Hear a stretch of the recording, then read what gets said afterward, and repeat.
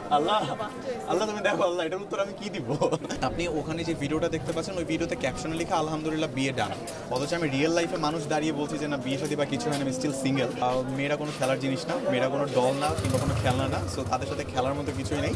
মেয়েরা হচ্ছে একটা ফুলের মতো, তাদেরকে যত্ন করতে হয়। সো ওই জায়গা থেকে যদি সুযোগ থাকে তাহলে যত্ন করব। এখন পর্যন্ত লাইফে ওই মানুষটা আসে নাই কিংবা ছিল একটা সময়। সো রাইট না ওইরকম খেলাধুলা কিংবা যত্ন আপনি কোনো কিছুই করছে না, সব কিছু স্থগিত। খুবই সহজ সাবলীল একজন সুন্দরবনের মানুষ চাই, যে হচ্ছে কিনা আমাকে ঘিরেই বলবে যে ঠিক আছে আমার জীবনটা পুরোটা তোমাকে কেন্দ্র করি, ওরকম একজন মানুষ হলেই হচ্ছে, আর তেমন কিছু দরকার নেই। আমি তো বরাবরই নাটকের একজন মানুষ, নাটকে কাজ করছি। আর রিসেন্টলি মোটামুটি হচ্ছে গত মাসের 18 তারিখ থেকে এই মাসের 5 তারিখ পর্যন্ত টানা শুটিংয়ে ব্যস্ত ছিলাম।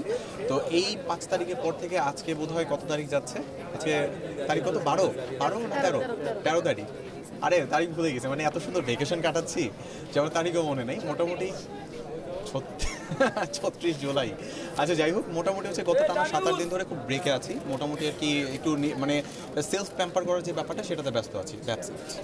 আমার আসলে হয় কি যে এক একজনের তো স্বপ্ন থাকে যে এখান থেকে কাজ করে সিনেমাতে যাবে এরকম কিছু। আমার আসলে স্বপ্নটা অন্যরকম। যেমন আমার হচ্ছে মানে নাটকের সর্বোচ্চ যে চূড়াটা সে পর্যন্ত যাওয়ার ইচ্ছা, ওটিটিতে কাজ করার ইচ্ছা। সো অল ওভার এই ব্যাপারগুলোর দিকে আমি ড্রিম দেখি।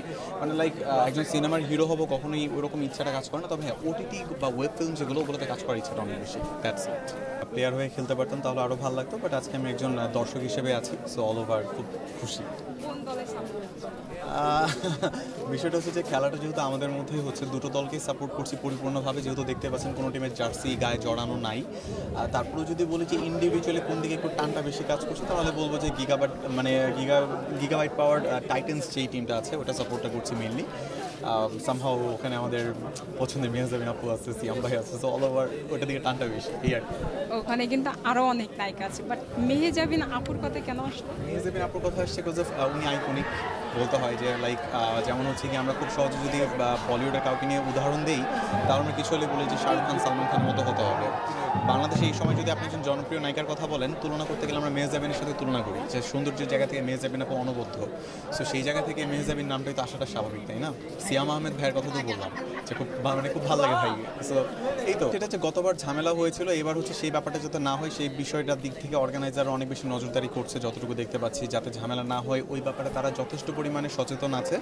আর তার বাইরে ট্রফি কে নেবে এটা এই মুহূর্তে বলা যাচ্ছে না। 20 ওভারের খেলা, 136 রানের টার্গেট দিল।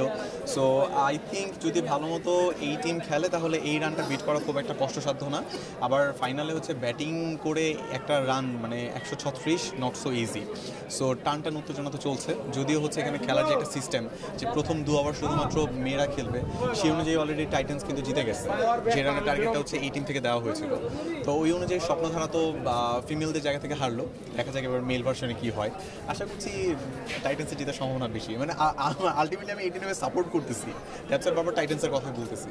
বাঙালি হয়ে আমরা জন্মেছি, আমাদের তো আসলে জন্মলগ্ন থেকে যেটা হচ্ছে যে আমরা ছোটোবেলা থেকে যেটা হয় যে একটা লাঠি আর একটা বল হলে হয়, ক্রিকেট খেলা শুরু করে দিই, ছোটোবেলাটা শুরু হয় এরকমভাবেই।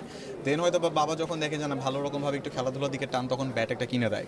তো সেই জায়গা থেকে ছোটোবেলায় ক্রিকেট খেলা হয়েছে, বাট পার্সোনালি যদি আমাকে বলা হয় ইন্ডিভিজুয়ালি আমি ফুটবল খুব ভালো খেলি বা ফুটবল খেলতে পছন্দ করি। এই যতদূর জানি দেখা যাবে যে এই তো সেলিব্রিটি ক্রিকেট চ্যাম্পিয়ন্স ট্রফিটা চলতেছে, এটা শেষ হওয়ার পরপরই দেখা যাবে যে আবার হচ্ছে সেলিব্রিটি ফুটবল লিগ এরকম কিছু একটা শুরু হবে ইনশাল্লাহ, তখন আপনারা রাফসানকে দেখবেন ইনশাল্লাহ, এই হচ্ছে কথা।